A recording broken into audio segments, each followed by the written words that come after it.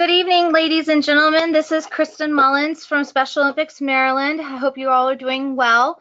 Thank you for joining me for the 2018 Kayaking Time Trials pre-competition webinar. We also have Jack Brocious from the Upper Shore, who will be acting as our kayaking technical delegate and kayaking extraordinaire at the event. So he's available for questions you guys might have about any rules or technical questions of the event. So I'm going to go ahead and get started. Please know that on the right-hand side of your screen on the drop-down, if you need to ask a question, you can ask a question by either raising your hand, or we also do have the chat option where if you type in a message and maybe not something you want to talk about on your microphone with everybody, but just a quick question to clarify, you can do that. So those are two options that we do have available. Right now, I do see that everybody has microphone capability, but you're all muted. But just let you know that if you raise your hand or ask a question, we'll try to get to you as promptly as we can. At the end of the session tonight, we do have a slide for question and answer where we can unmute you, answer your question, and provide feedback if anybody has any clarifications. And hi, thanks Al for being the first to post. Really appreciate that. Thank you so much. So we'll go ahead and get started. So tonight what we're going to talk about are the events and qualifying, which everybody should be clear. I sent everybody their delegation event rosters today. Coaches, if you haven't seen that or if anybody's on the call, just check your email or with your area directors or head coaches that was sent out today. Please go ahead and take a look at all of the events the athletes were signed up into. But like I said, we'll talk about that tonight, the schedule, the facilities, some logistical questions, competition, and rules. Your games management for the event, just to give you an idea of some of the familiar faces, those of you who are coming back and used to seeing the staff from Special Olympics at events. Myself will be overseeing the entire event. We'll have Melissa Anger helping out with logistics and operations and Mike at the control center. Someone who's coming on new to staff in September will be Luke Weierbach. Of course, our lovely families table will be dedicated to take care of by our lovely Debbie Credito. We will be selling merchandise. So Claire from the development department will have some merchandise to sell. So make sure you tell your families that that will be available. Of course, Jack is our technical delegate.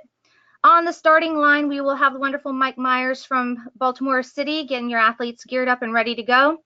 And then on staging on the shore, we have Matt Butler and Kyle Cooper on Dock 1, getting everybody lined up and in the proper order for their competition. Of course, we have George and Caprice for finish line. Kendall will be available at the championships for awards.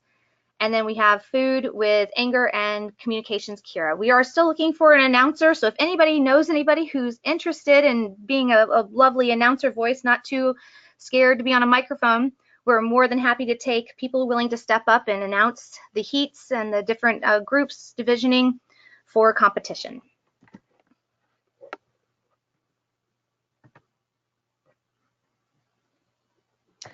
Alan, I see your question. What should we tell an athlete to do if another athlete comes in his lane to obstruct him? We're going to get to that a little later on, but thank you for your question. That is on a slide talking about rules. So if we'll hold off that question, I'll have Jack answer that on the rules slide.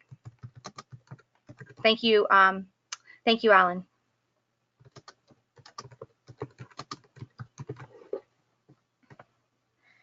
Okay, the slide you see in front of you are just the general overview of the events we will offer at the time trial, where the 200 and the 100 straight doubles, traditional and unified, will be one race. And then the 200 and 500 will be one race just to capture the times. And then separately, we will have the 1K. Of course, at the championships, we will separate all of those races so the athletes can have a nice break between their different distances to really give it their all at their best for the competition. Kayak entries, once again, all of the athletes are required to attend the time trials on Saturday the 11th to be eligible for championships. Remember, we do want them to compete in 2 separate time trial qualifiers. So your additional qualifier that you have can be an in-house, but remember you need to follow the rules of having an actual course set with officials, holdings, just to make sure the times are recorded. Also, athletes and partners can enter up to 2 events and 1 distance event, but no athlete can be in both a traditional and unified event. So making sure, I looked over a majority of the entries and I did not see any doubles, but I'll take a look again in case you guys have any questions. Yes, we are, Al, I see your question. Are we doing the 100 or 1,000 meter qualifier time? Yes, next weekend, yes. And we're about to hit the schedule, so we'll make sure that is covered. Hey, Kristen, this is Mike. Just a clarification on something you just said. When we say that no athlete can be in traditional and unified, we mean for the same distance. Yes, sir. Yes, thank you for clarifying that. I mean for the same distance. So if they are going to be in the 200 unified, but they want to do the 100 on their own, that's acceptable.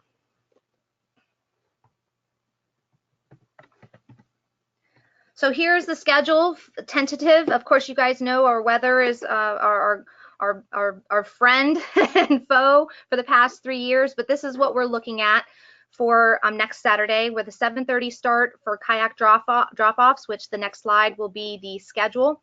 We'll have 8:30 registration for our volunteers, and we'll begin delegation check-in at 9. Of course, coaches, if you're there well ahead of time because of dropping off kayaks, we'll get you checked in. We'll get you your packets. Those things are going to be ready. Don't worry about that, especially if you have scratches. We're going to want to go ahead and take care of that, knowing that the unloading and loading is going to be a little different this year. We'll be willing to work with you. Same thing, 9:05 to 9:25 is the course preview, where you as coaches can be on the water with your athletes if anybody wants to kind of get stretched out, give the water a try, test out, paddling between the buoys and the lanes. And then we will have a 9:30 coaches meeting at the shore staging location. All of us will try to gather there to just do a final touch. And we really need to make sure there is a coach from every delegation there, because the U.S. Coast Guard is going to want to meet with everybody to be a part of our safety briefing. So this is a very, very important meeting that we don't want to hold up our competition, because the U.S. Coast Guard won't let us proceed without everybody there.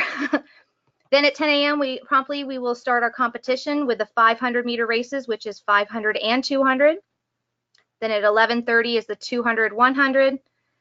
And then at 1:30, the 1K. But of course, you guys know we're at the whim of the weather, and we will do what we can to get the competition started and ended as on time for the athletes, what's appropriate for them.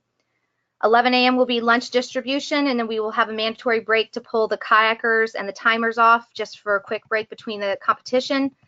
And then, of course, we leave a 4 o'clock conclusion of the event just in case of weather delay, just so nobody tries to jump out, or leave before we possibly need another race to be completed.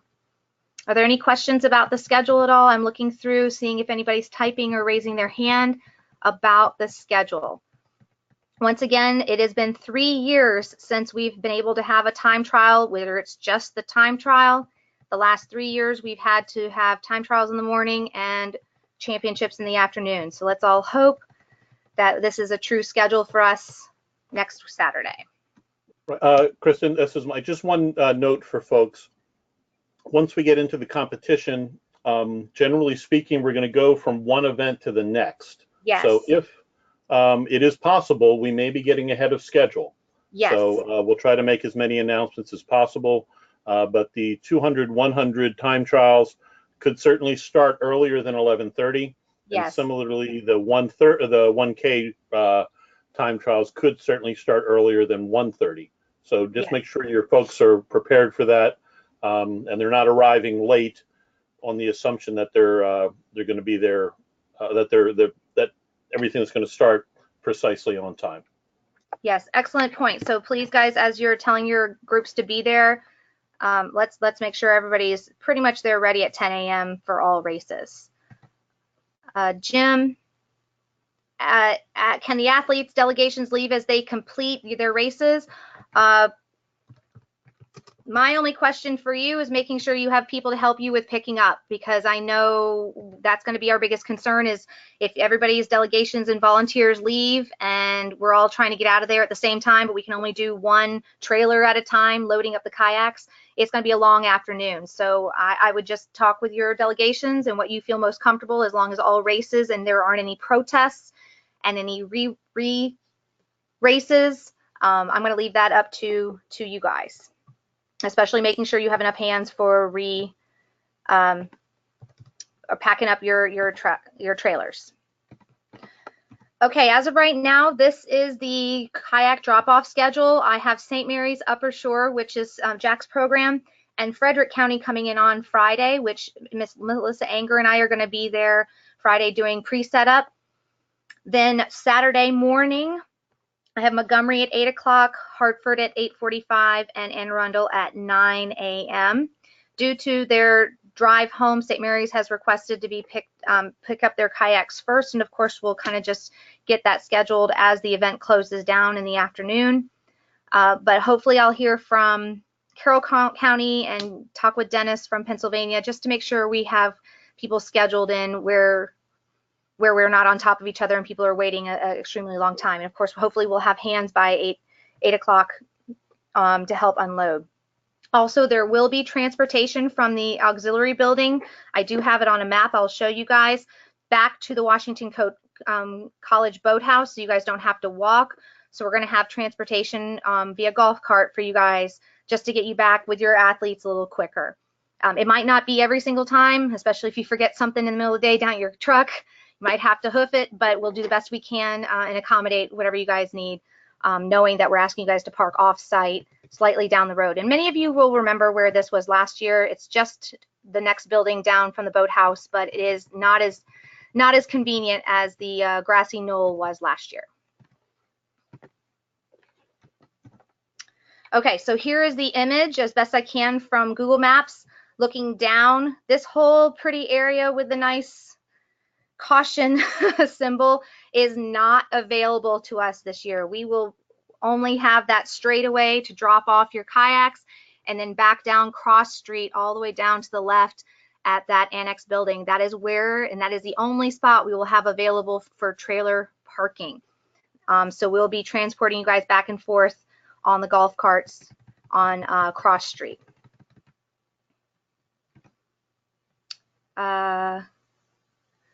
Okay, Adam, Dennis, I see your comment. Well, that's okay with me. I'll get you signed in. Al,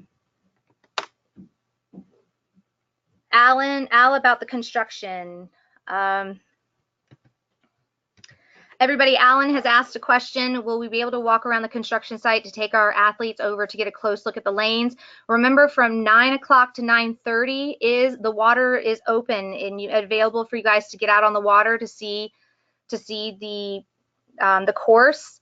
Also from the park, there's a really great linear view of the course. If you guys feel safe and want to walk over there, but just know that there is a fence and possibly nails in the grass, but it's going to be up to you, but we are preferring and we're asking delegations not to set up over there.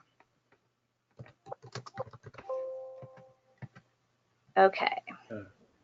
And Kristen, Jack, Jack had his hand up. I guess it's down now. Jack, your line. Can you hear me? Hello? Yes, Jack. Yes, Jack, go ahead. Okay, on your map here, where you come in, the trailers will come in that entrance, unload at the top of the drive, and drive around the building and go back out to the street.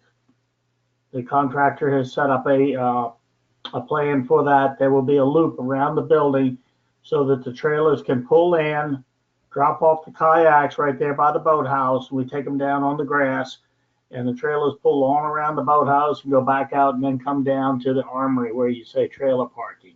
Okay, and I think that'll become more clear. We're going to stick with the time drop-off, but that will definitely help with the entrance and exit of the drop-off. Thank you, Jack. The second item is they have put up a new fence, so there will only be a narrow pathway out to the 100-meter mark for our officials to go out and do the timing. That will still be part of the construction zone, but he is going to put a narrow pathway out there to give us access to it. Okay, so really there's going to be limited, extremely limited access out there, correct? That's correct. Okay, thank you for clarifying, Jack. Okay, this is the course map, ladies and gentlemen. Once again, looking down over the water, the stars are our safety boats, which we are estimating to have about 5 on the water at all times.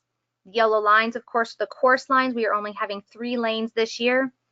The pink circles will be the buoy markers, which will be the 100-meter and the 200. And of course, at the end, we will have the 500 markers in red. And then that green rectangle, it looks a little more yellow now, is going to be the stationary pontoon boat for timing, which will move as the races, the distances change. It doesn't show it here, but on the next map, I'll show you, because I think Elisa just asked about being able to see the competition. The park juts out where you can look past the docks down the course. So yes, there will be, in my opinion, a nice view of the competitions, albeit just a different angle than we're used to. Okay. This is an aerial view of the park, so kind of switching sides. On the left-hand side, there's the parking lot, which will be available for our families and athletes. There's also a secondary parking lot, which is the grassy knoll, which we'll have marked off with cones and flagging just to keep people from locking each other in. There will be a control center. There's a stationary pavilion that's in the park. We'll have an announcer tent, and you guys with your delegation set up the tents wherever you best fit. There's tons of trees, so you know, I think Al even said he pre-picked out where he'd like to set his tent. That's fine. Merchandise, volunteer check-in. We're going to have a food truck. There will be 4 available restrooms, and then of course we're going to put a backdrop out on the end of the park where awards are going to be for the championships, but we want to get people used to going out there if it's going to work, because it's a beautiful backdrop for pictures. So we wanted to have that as an option and available for everybody at time trials while they're waiting to race.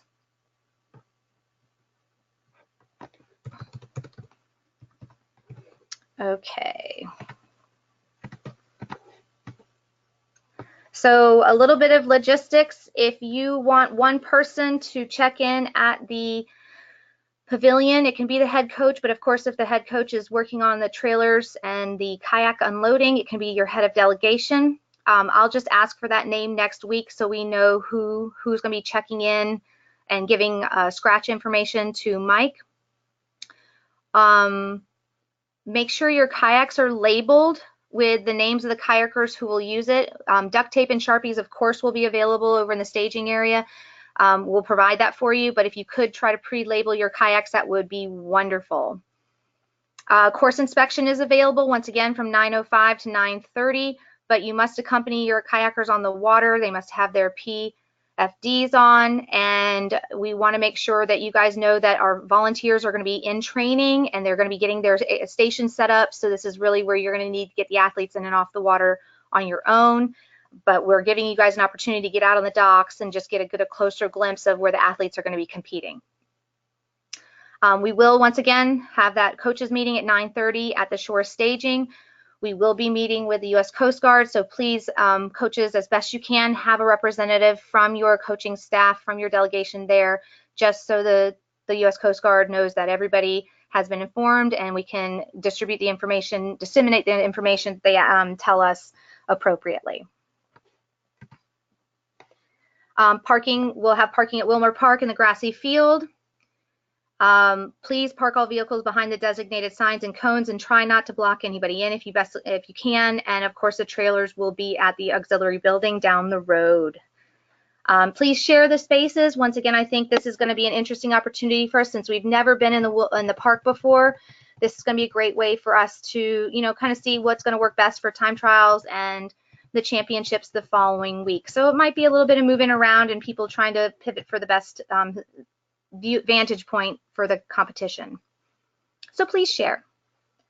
And then the only people who will have access to the pier will be coaches. If we need to do a quick swap on dock 1, we will, like last year, have someone, which are going to be volunteers, staging at the dock.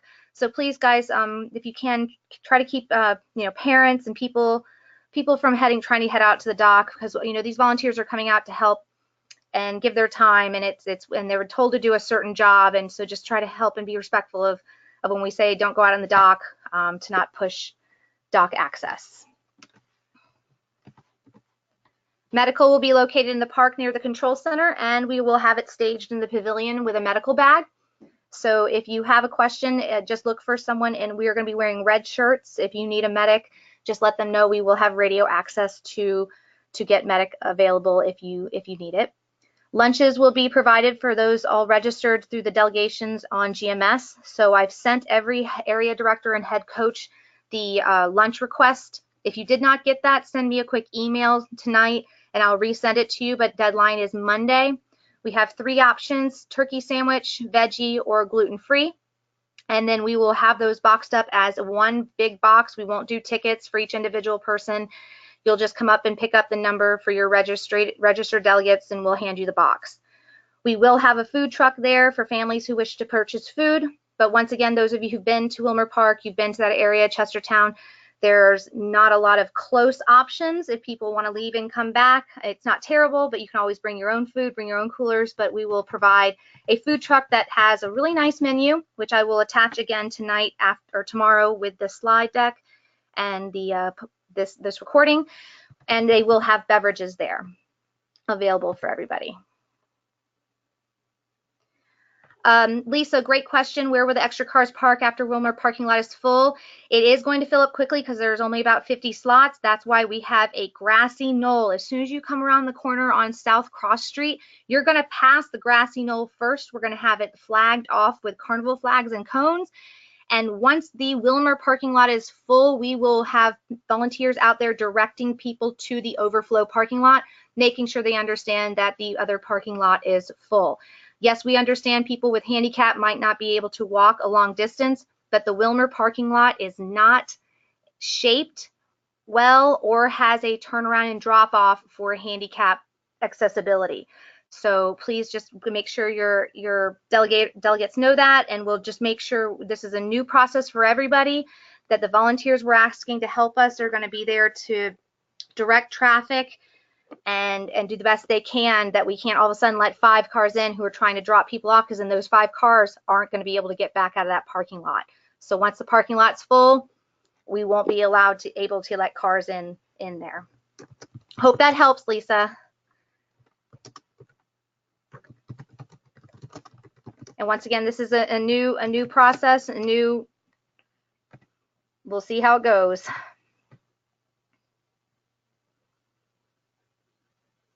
Registration for championships. All of you guys have registered your delegates, which I sent you today, your athletes and your partners.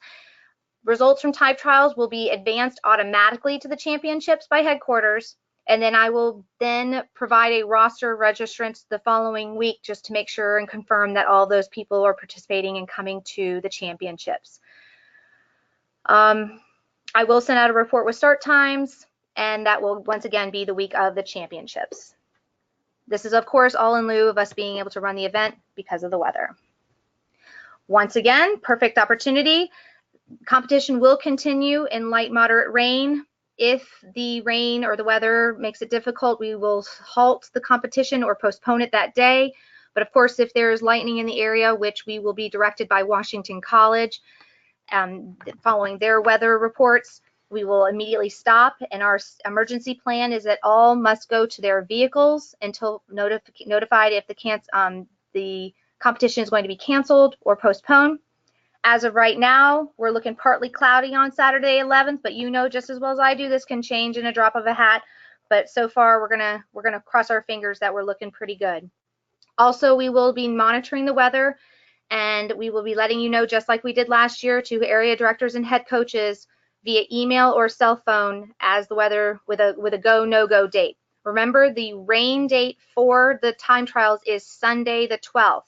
We are going to do everything we can not to have to run time trials and championships on one day again. So please make sure as the weather gets as we get a more clear indication of the weather report, that you're communicating with your team that Sunday could be our time trial go day.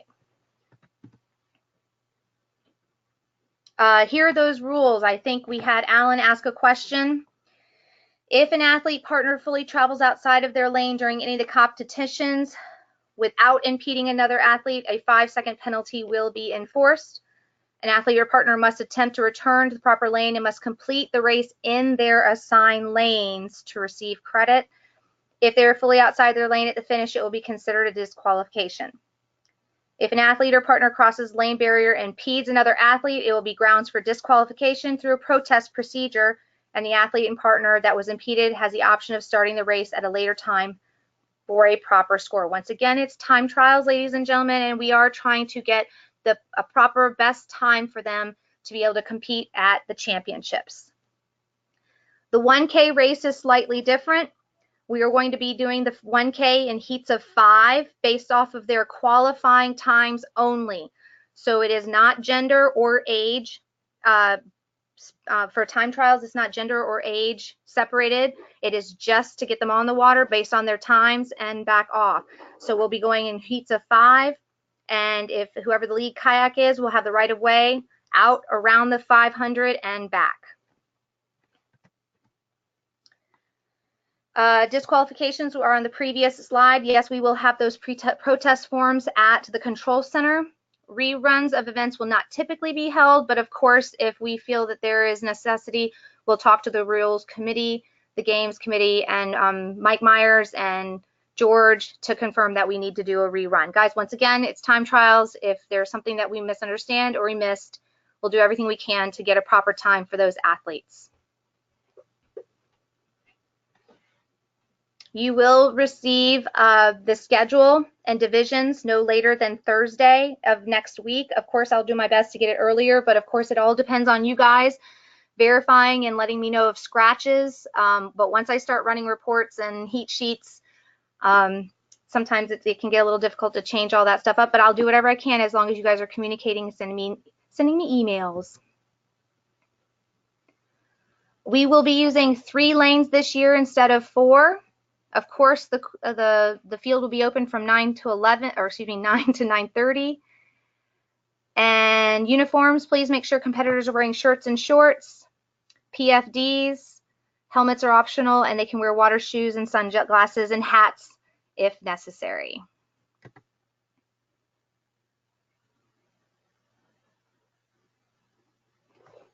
Jack, I do have a question for you because we're getting into some questions about the competition.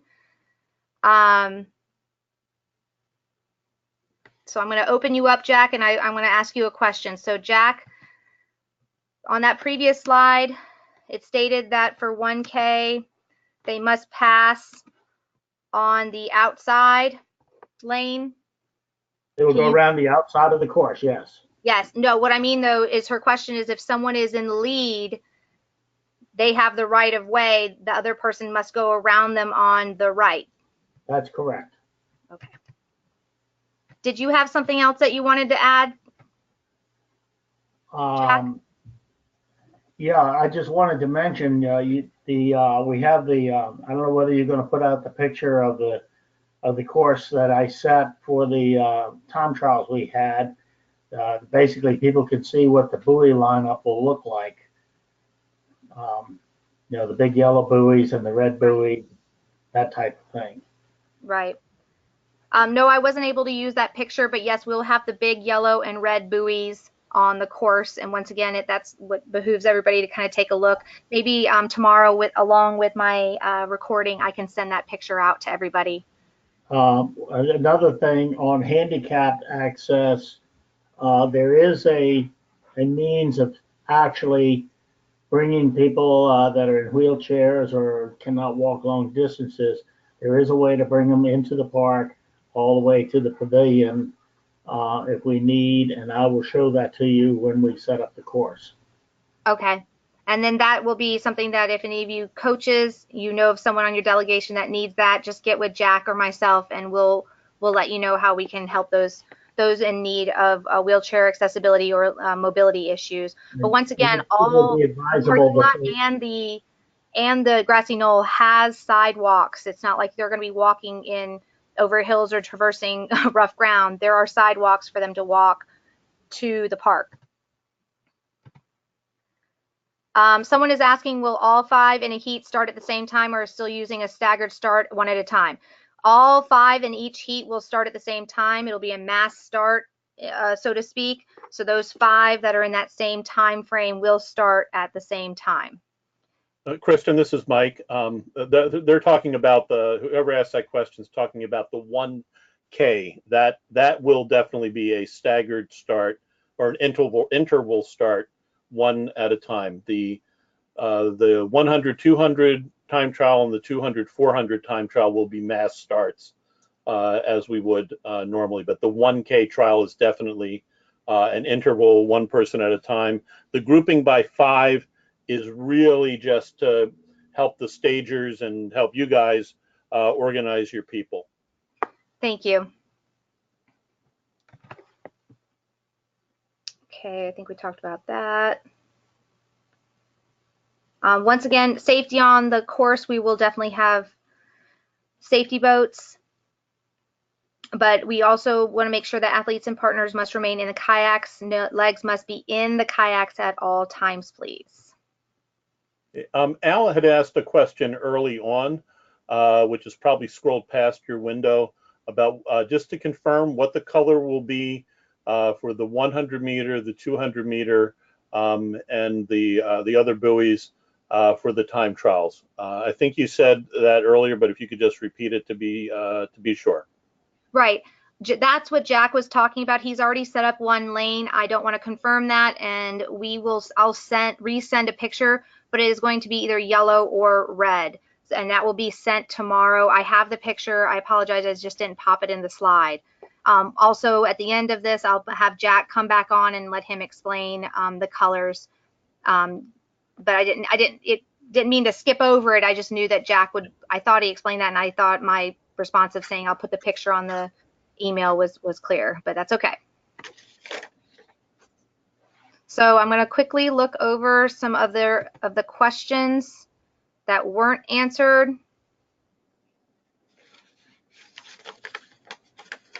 I don't know if I can trace out. Mike, do you know if I can draw on this as I'm in it? Would I have to go back out and be in the creating mode? Yeah, there should be a, oh, I can't see it because I'm not the presenter. There should be a tool in your toolbar within the presentation, or you can do it here. You can go out to the PowerPoint and do it that way too. Okay, a question was asked. Someone wanted to know the course of the 1,000-meter race. So I'm going to quickly draw that right now. So please bear with me right now. Just take me 2 seconds to find my lovely little drawing app. It's not word art, shape. Here we go. Need a curve line. Okay, so everybody sees my nice little cross here at the dock. What will happen is athletes will start. Oh, that's not what I wanted. Let's see.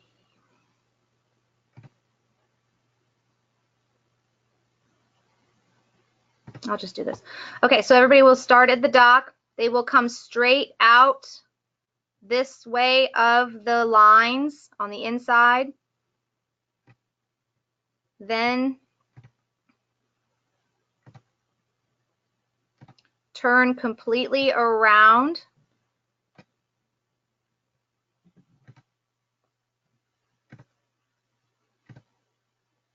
And then come straight back.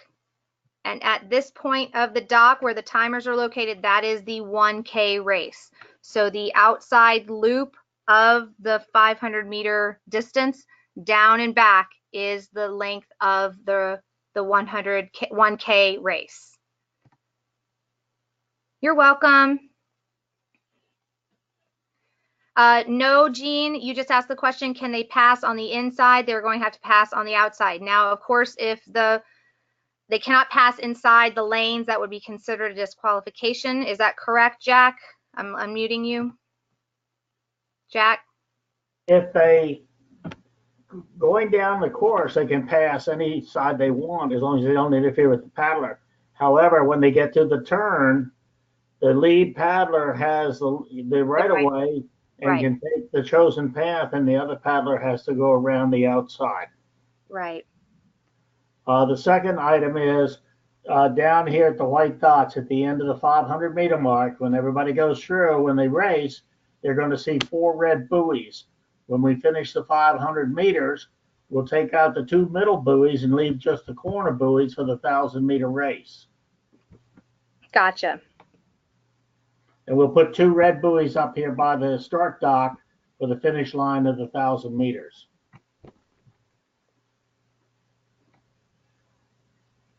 Okay, Mike, I feel like I've answered all of the questions in the question feed. I just can't type responses. Did I miss another one? Did anybody see? Did you see what I would like missed? to make one point. Go ahead, Jack. The pontoon boat will be stationed at the 200 meters. It'll be taken out and anchored at the beginning or prior to the start of the races. It will remain there until the last 200-meter race is done, and then it will be taken off the course. Thank you. So it will be out of the way for the 1K, correct? That's correct. Okay. Thank you, Jack. Appreciate that. And actually, Alan does have a question, clarification. So if Jack stays on with your, it's probably a Jack question. He asked this earlier. I don't think we answered it. So does it mean that if a heat or a boat is in front of an athlete, that the impeded athlete should stay in his lane and just wait for someone to do a redo? To make the turn, or to either that, they stay behind that person, or they go try and pass them on the outside. So, Jack, I think he means just the straight races. If, say, someone comes into their lane on a straight race. The straight race, they go straight down, and if somebody impedes them, they can either go around them, or if they hit them, then that person that impeded them is definitely disqualified. Okay. Alan, your line's open. Does that? Can you confirm that? Can you hear me? Question? Yes, Alan, we can hear you. Hey, here's the issue I'm trying to address. Last year, I had an athlete who got clearly impeded. There was another boat in front of him. He went out of his lane, and he never got back to his lane. It was near the finish, and he was DQ'd. So I'm trying to figure out what's the most correct way to tell an athlete what to do when someone's in front of them, because the lanes are not that wide, and if an impeded athlete tries to pass the athlete that's impeding him, he's likely going to get out of his lane, and then it becomes a question whether he gets back in his lane. So is the best and most prudent strategy for the impeded athlete to just stay behind the boat in front of him, with the recognition that that impeded athlete will get another shot at the apple? Jack, go ahead. They can either stay behind them or hit them. The problem is we don't have referees following down the course, so it's dependent on the people in the timing boats to keep an eye on what's happening. We'll have to remind them again this year. It's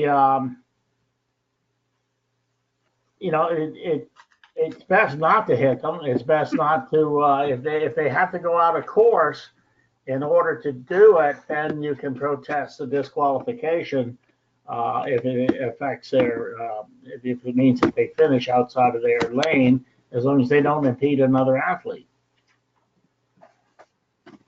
Thank you, Jack. And Alan, that was a very, thank you for saying that, and you did bring that up at the coaches training as well, and thank you for bringing it up again for myself and those of us training the timers and people on the docks, that to pay attention and make sure that the athletes, if they are impeded, if they feel something happened, that they give an opportunity to protest or state that they want to re-race. So thank you, Alan, for bringing that up.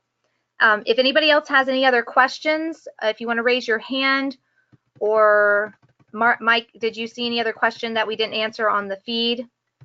I think we addressed all of them. The one thing I did want to say, we haven't had the luxury of being able to do this for the past couple years because of doing everything on one day. But assuming that we have the time trials on the 11th or the 12th, if in the course of your athletes going out on the water, if you find that you feel the need or it would be appropriate to change the event that they are in, of course they still need to get a time trial for that. But let's say they hadn't done a 500 previously, but they've got, given the conditions that are there and the just how the course is, do you think that they can do it?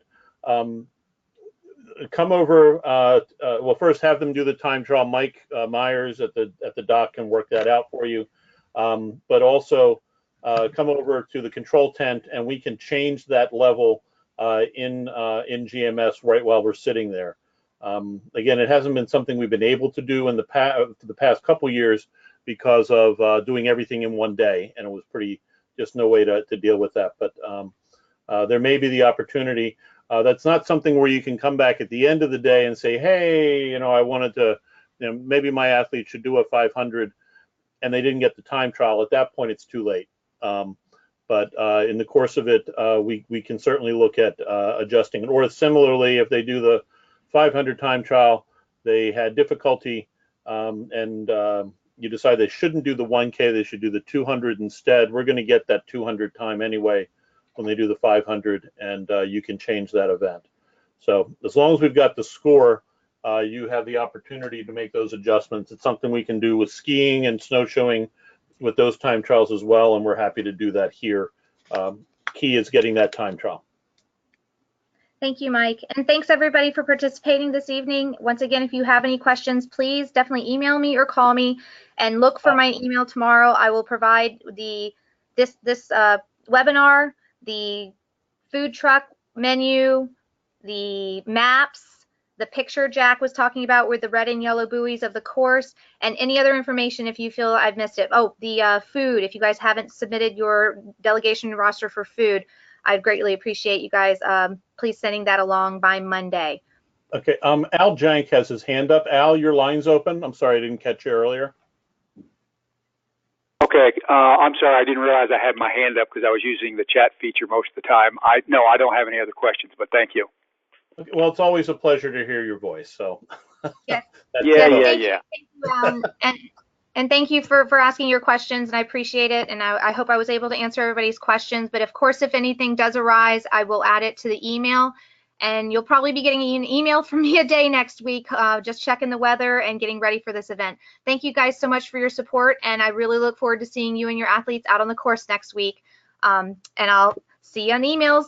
Keep paddling, as Jack Brocious would say. Have a great day and a great night, guys.